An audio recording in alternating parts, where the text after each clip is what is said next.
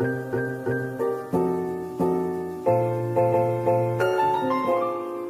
tout le monde, merci pour l'invitation. Je suis Franck Amadieu, je suis professeur de psychologie cognitive ou psychologie des apprentissages ici. En gros, on s'intéresse dans ce laboratoire, le laboratoire clé à l'université Jean Jaurès, entre autres à la question des apprentissages et en particulier les apprentissages avec des outils numériques au sens large. J'ai certains collègues qui travaillent sur la réalité virtuelle, la réalité augmentée, des choses comme ça. Je ne vais pas essayer aujourd'hui de vous vendre de l'innovation technologique, ce n'est pas l'objectif. Mon objectif, c'est plutôt de vous montrer, en gros, un peu l'état de l'art des choses que l'on connaît en sciences, en tout cas en psychologie cognitive, en sciences cognitives, sur la question de ces outils numériques et comment les élèves traitent ces outils, traitent notamment les contenus délivrés par ces outils, et à savoir un peu comment on peut améliorer ces outils pour qu'ils soient mieux adaptés aux élèves. L'objectif, donc, pour moi, c'est plutôt pas de vous convaincre d'utiliser le numérique, mais si vous souhaitez utiliser le numérique, essayez de l'utiliser correctement. C'est plutôt ça l'idée. Donc, qu'est-ce que ça veut dire correctement? C'est-à-dire que ce soit adapté aux besoins de l'élève, aux besoins de l'apprentissage, et bien sûr aux besoins de l'enseignant aussi. Donc, le premier volet, je vais essayer de vous donner quelques éléments sur ce qu'on entend par cognition, et notamment sur le fonctionnement cognitif humain. Ça permet ensuite de comprendre comment, justement, les élèves se comportent face à des contenus numériques. Si j'ai déjà une compréhension du fonctionnement mental de l'élève, je peux mieux comprendre pourquoi parfois ça marche, pourquoi ça ne marche pas avec du numérique, avec des contenus numériques. Donc dans un premier temps, je vais essayer de vous présenter quelques éléments. Je ne vais pas rentrer dans des choses très théoriques, c'est juste quelques principes fondamentaux, je pense qu'il faut avoir en tête quand on forme, quand on enseigne. Et ensuite, je vais focaliser évidemment dans un deuxième volet sur la question du numérique. Je vais aborder plusieurs points, notamment des choses qui sont propres au numérique, c'est-à-dire la multiplication des informations grâce au numérique. La multiplication des formats d'information, c'est-à-dire grâce au numérique, je vais pouvoir rajouter de la vidéo, des choses dynamiques, des choses interactives, on va parler de ça. Et ensuite, on va parler aussi des aspects dynamiques de l'information avec les animations qui sont beaucoup utilisées, les vidéos dans les cours avec du numérique. Et enfin, je vais parler de la conception de documents numériques, c'est-à-dire qu'en tant qu'enseignant, si j'utilise des ressources numériques, en gros, quelles sont les caractéristiques, quelles sont les propriétés de ces ressources pour qu'elles soient, on l'espère, le plus adaptées évidemment au profil d'élève qu'on a en face de soi. Et on parlera de guidage, vous verrez, un élément qui est assez important dans le numérique. Quand on est en train de traiter de l'information, c'est-à-dire d'essayer de comprendre, de lire, etc., il y a deux niveaux de traitement généralement qu'on mobilise quand on est élève, quand on est un individu. Il y a les traitements ascendants, c'est-à-dire que, en gros, ce que je suis en train de regarder, les stimuli que je suis en train de traiter, ils vont influencer ma façon de percevoir les choses. Là, je vous présente cet exemple un peu classique. Je vous demande entre les deux figures, celle de gauche et de droite, celle où vous percevez un carré qui serait le plus saillant, qui semble le plus ressortir. Vous le voyez plutôt à gauche ou vous le voyez plutôt à droite? Ah, vous n'êtes pas tous d'accord. Donc ça, c'est très bien. Ça veut déjà dire que tous vos élèves, ils ne sont pas tous les mêmes. Donc déjà, ça veut dire qu'on ne perçoit pas la même chose, on ne construit pas la même chose mentalement parce qu'on est tous différents en fonction de nos connaissances, nos habitudes, notre intérêt, nos motivations, etc. Dans ce cas-là, la majorité des gens perçoivent plutôt le carré à gauche. Donc je ne sais pas combien d'entre vous avez dit à gauche. Voilà. Alors rassurez-vous, il n'y a pas de normal, pas normal. C'est juste qu'il y a des principes, des phénomènes qu'on retrouve de manière plus récurrente chez les gens. Comment on l'explique? Tout simplement parce que vous avez des stimuli ici à gauche qui ne sont pas fermés. C'est-à-dire, vous voyez, la figure, elle est restée ouverte. Et votre cerveau, il a tendance à clôturer. Voilà, du point de vue perceptif, c'est un mécanisme un peu automatique, vous n'avez pas le contrôle dessus. Donc il a tendance à clôturer. Ce que je suis en train d'expliquer, c'est qu'on voit qu'à partir d'informations comme ça, qui ont l'air anodines, on provoque, on oriente la façon dont les élèves ont traité l'information. Donc des fois, nous, ça nous paraît évident, mais ça ne l'est pas forcément pour l'élève. Et l'élève peut être réceptif à des éléments de contexte ou des éléments que je leur présente qui peuvent modifier sa perception et sa compréhension. Je pense que quand on a des élèves en face de soi, il faut arrêter de penser que, moi avec les étudiants c'est pareil, j'arrive à me dire non, c'est pas parce que je leur ai démontré par A plus B que c'était parfait qu'ils l'ont intégré, bien évidemment. Il y a plein de facteurs qui peuvent expliquer que pour eux, ça n'avait rien à voir avec ce que je leur ai expliqué. Ici, un autre exemple, donc, c'est quand je perçois une scène comme celle-ci, je vais utiliser ce qu'on appelle des processus descendants, c'est-à-dire que là, je ne perçois pas que des lumières, des lignes, des traits, je perçois une scène. Cette scène, c'est un bar, donc c'est le tableau de Hopper, et donc il s'agit de traitements descendants, c'est-à-dire que ce sont des traitements qui sont basés sur nos connaissances. C'est-à-dire que les élèves, en permanence, ils mobilisent leurs connaissances, même si parfois on a l'impression qu'ils n'en ont pas, ils en ont toujours. C'est-à-dire que quand on parle de connaissances, ce ne sont pas que les connaissances académiques, ce sont les représentations du monde. elles peuvent être naïves, elles peuvent être complètement erronées. Mais ce n'est pas un problème. C'est-à-dire qu'on mobilise ces connaissances pour traiter l'environnement. Ça, c'est un point important à avoir en tête, c'est que les élèves aussi sont sensibles au contexte. Et des fois, malgré nous, en tant qu'enseignant, on active des contextes pour l'élève, on ne s'en rend pas compte, et lui, du coup, génère des mauvaises interprétations. Une information ambiguë qui n'a pas forcément particulièrement de sens au départ, si vous n'avez pas les connaissances adaptées, vous n'arrivez pas à lui donner du sens. Maintenant que j'ai activé les connaissances chez vous qui sont adaptées, c'est-à-dire juste l'image de la grenouille, votre regard, maintenant, se focalise sur les éléments qui confortent l'idée que c'est une grenouille. C'est-à-dire que vous n'allez plus du tout regarder les éléments à gauche.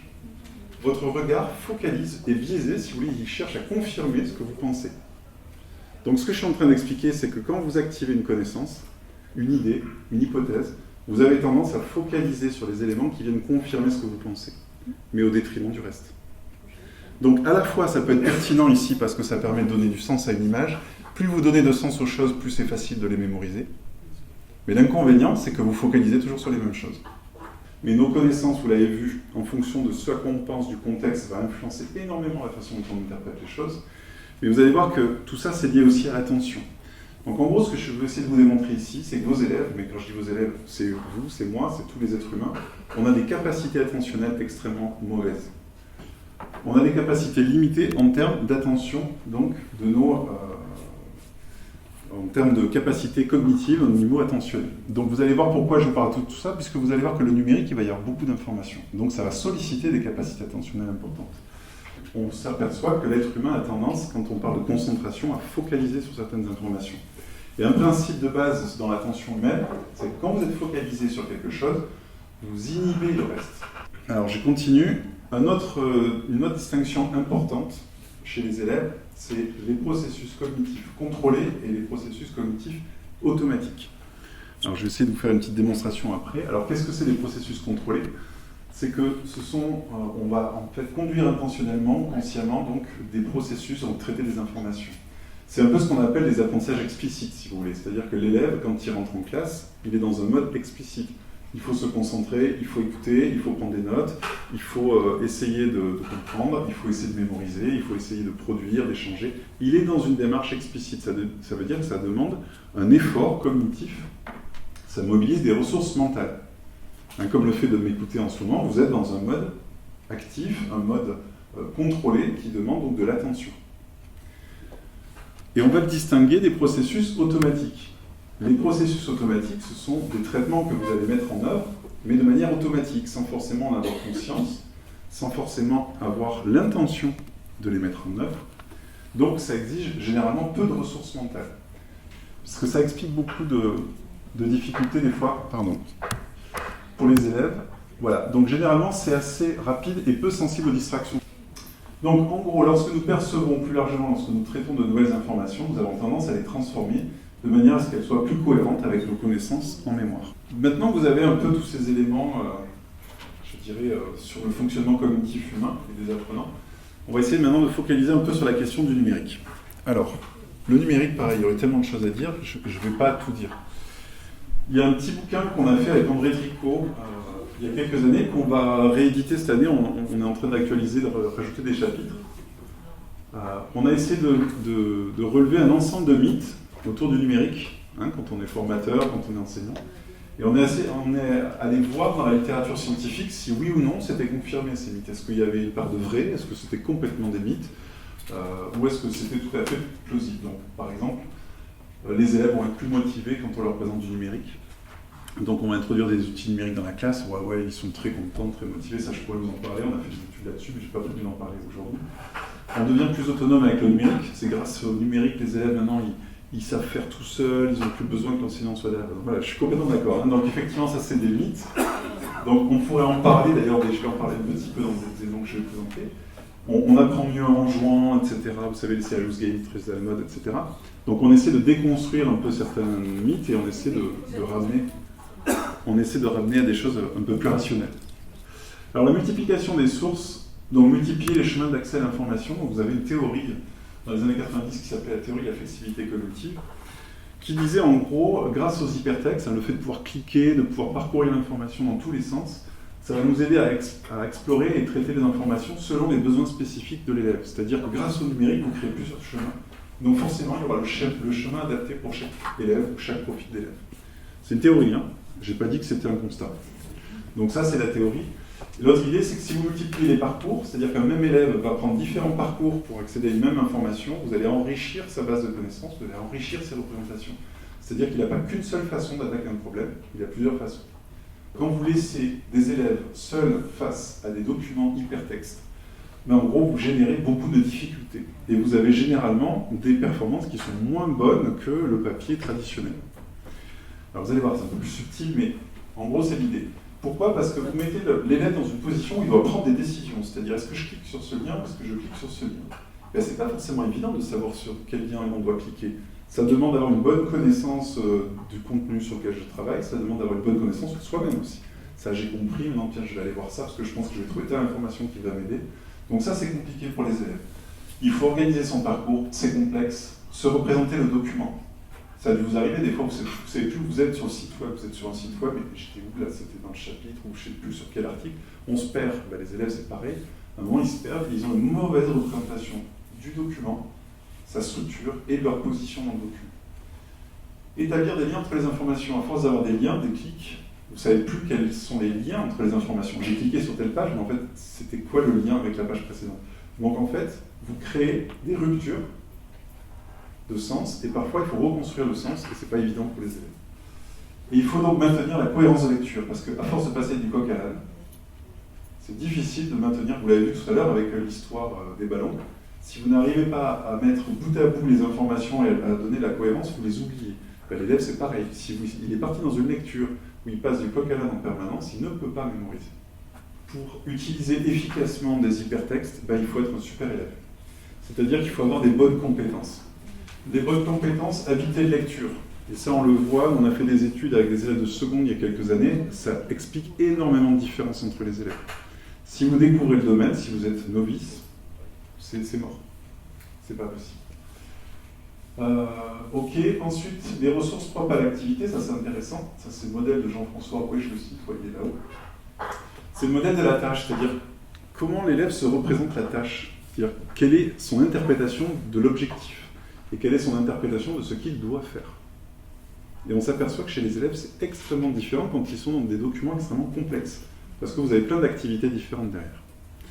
Donc ça, on s'aperçoit que ça une explication du problème chez les élèves, et le modèle des documents, c'est ce que je vous disais, c'est difficile de se représenter le document. Si tout est interconnecté dans le document, moi je ne sais plus où je suis.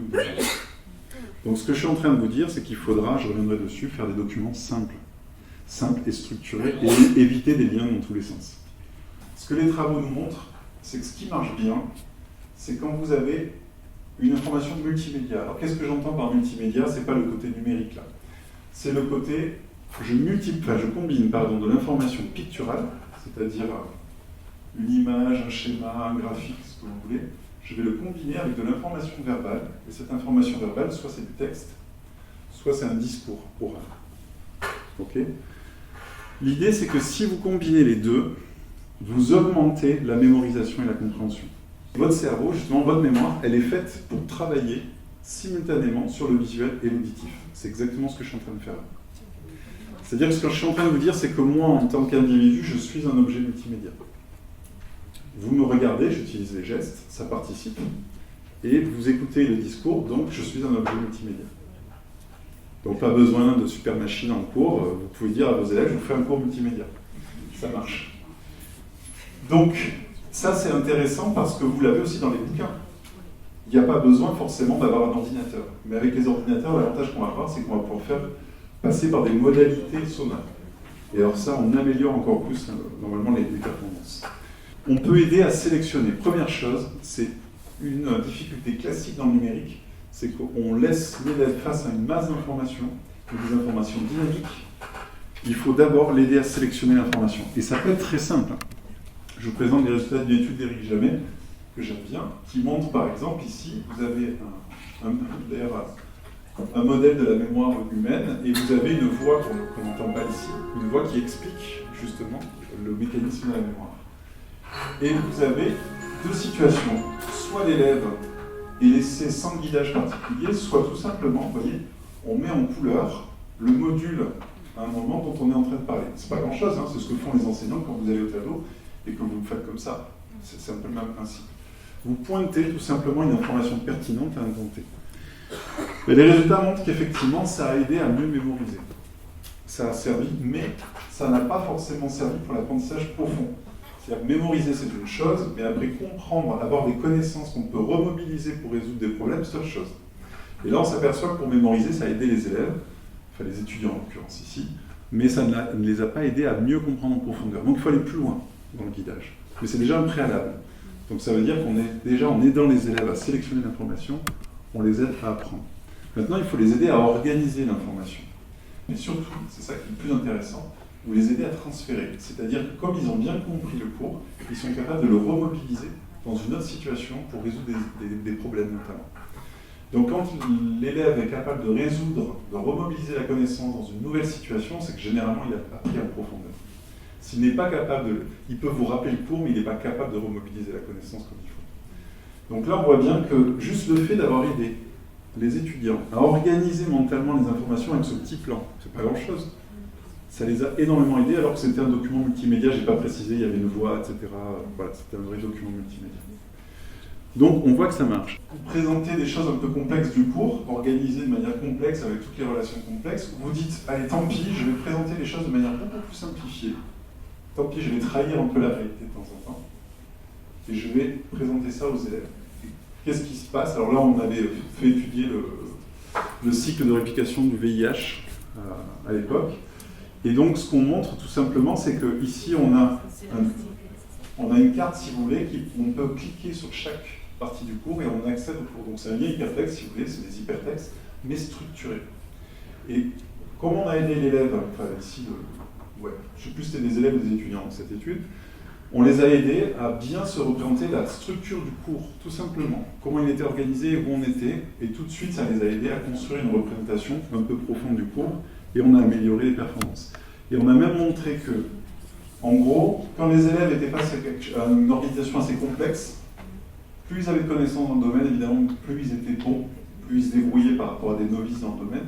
En revanche, quand vous les mettez dans une situation où vous les guidez, avec le cours à droite, là tout d'un coup, il n'y a eu aucune différence de performance entre les bons et les moins bons. Donc on avait réussi à gommer les différences entre les bons et les moins bons, grâce tout simplement à ce petit outil d'aide à l'organisation du cours. C'est bien de représenter la structure du cours, mais laisser la liberté à l'élève d'évoluer dans le cours. C'est-à-dire qu'ils ont fait la même chose que ce que je vous ai présenté tout à l'heure, ils ont pris des cartes, mais l'élève était contraint, c'est-à-dire qu'il ne pouvait cliquer que sur la page suivante, si vous voulez, du cours, ou la page précédente. Donc il avait un parcours qui était imposé. Et ils ont montré que ce parcours imposé réduisait les performances par rapport à un parcours libre. Pourquoi? Parce que quand vous êtes dans un parcours libre, ça vous permet à un moment de revenir, vérifier quelque chose, mais vous êtes dans un espace qui est bien balisé, qui est bien structuré. Donc l'élève n'est pas désorienté, il sait où il va. Donc il sait où il va, mais il lui faut de la liberté. Donc ça veut dire que le numérique, ça peut être utile. Donc aider à sélectionner, aider à organiser, maintenant il faut aider à intégrer en mémoire.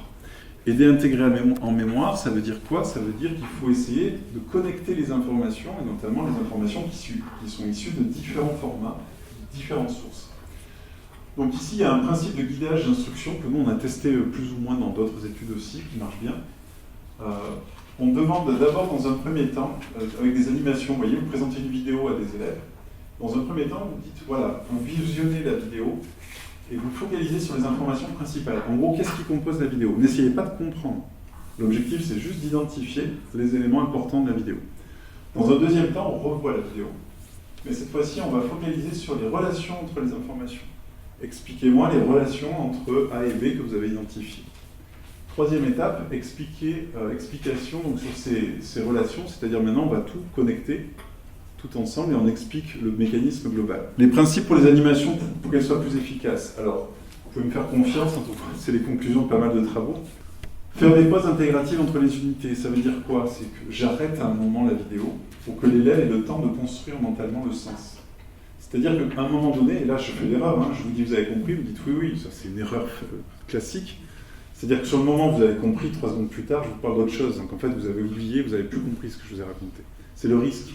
La vidéo c'est pareil. À force d'avoir un flot permanent d'informations, on s'assure que vous avez compris, oui, et puis on passe à la suite. Mais en fait, il vous faut un temps d'assimilation. Donc, faire des pauses entre les chapitres, par exemple, d'une vidéo, c'est pertinent. Signaler les informations pertinentes, ça c'est classique. En gros, il faut aider les élèves à identifier ce qui est pertinent, parce que dans les vidéos, tout bouge et votre œil il est attiré par ce qui bouge.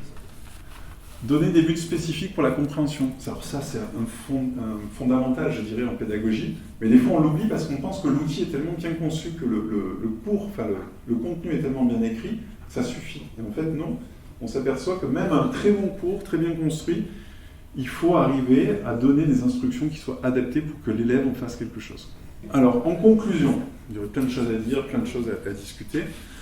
Vous l'avez compris, si on veut que la situation pédagogique avec le numérique soit efficace, il faut aider les élèves à sélectionner, organiser et intégrer les informations en mémoire. Donc en gros, toute forme d'accompagnement, de guidage, c'est-à-dire donner des instructions, guider, choisir des ressources qui ne soient pas trop désorientantes, qui soient bien structurées, qui soient bien explicites sur leur organisation. Donc on va les aider à sélectionner l'information, on va les aider à construire les relations entre les informations, on va les aider à faire des inférences, c'est-à-dire faire des connexions entre les informations, et on va les aider à mettre en place des stratégies adaptées. Donc ça, c'est vraiment un point important. Encore une fois, c'est pas parce qu'on a du numérique que c'est un peu automatique, ça se déclenche tout seul, que c'est interactif, que forcément l'élève va savoir se débrouiller efficacement avec. Donc ça, vraiment, c'est une conclusion importante.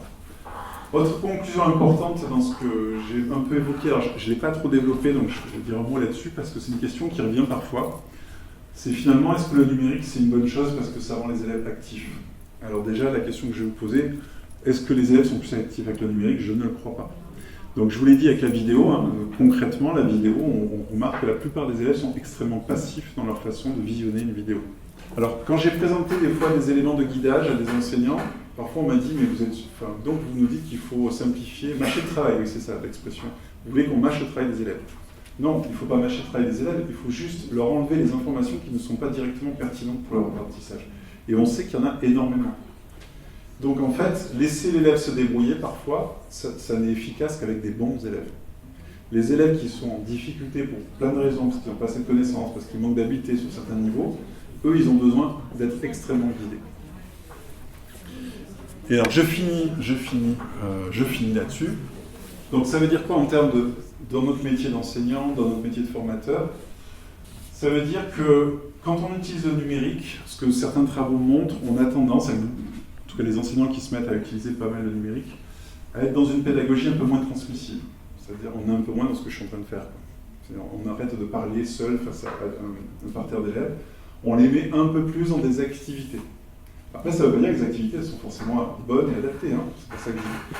Mais on est un peu plus dans l'accompagnement des élèves. Donc, il y a une tendance, c'est que quand on utilise les outils, justement, on s'appuie un peu plus dessus, ce qui permet des fois de libérer la gestion de la salle,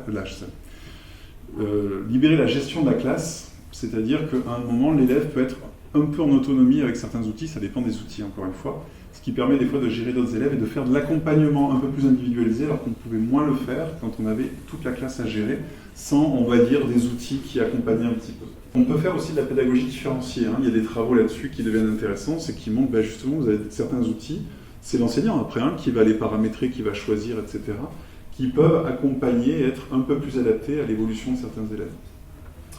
Et enfin, voilà, ce que je disais, c'est que quand on veut se mettre à utiliser des outils numériques, il n'y a pas besoin d'être un geek, il n'y a pas besoin d'être un programmeur, il n'y a pas besoin d'être hyper féru de technologie, il y a juste savoir peut-être identifier les bonnes ressources.